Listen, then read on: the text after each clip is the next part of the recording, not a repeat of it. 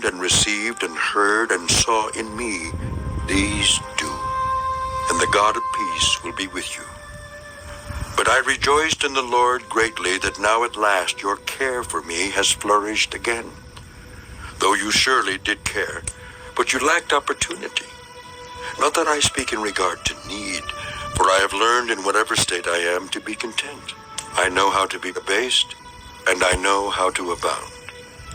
Everywhere and in all things I have learned both to be full and to be hungry, both to abound and to suffer need.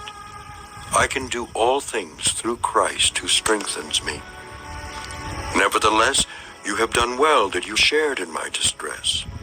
Now you Philippians know also that in the beginning of the gospel, when I departed from Macedonia, no church shared with me concerning giving and receiving, but you only.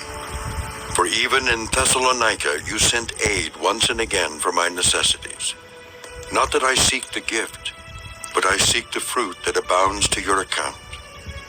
Indeed, I have all and abound. I am full, having received from Epaphroditus the things sent from you, a sweet-smelling aroma, an acceptable sacrifice, well-pleasing to God.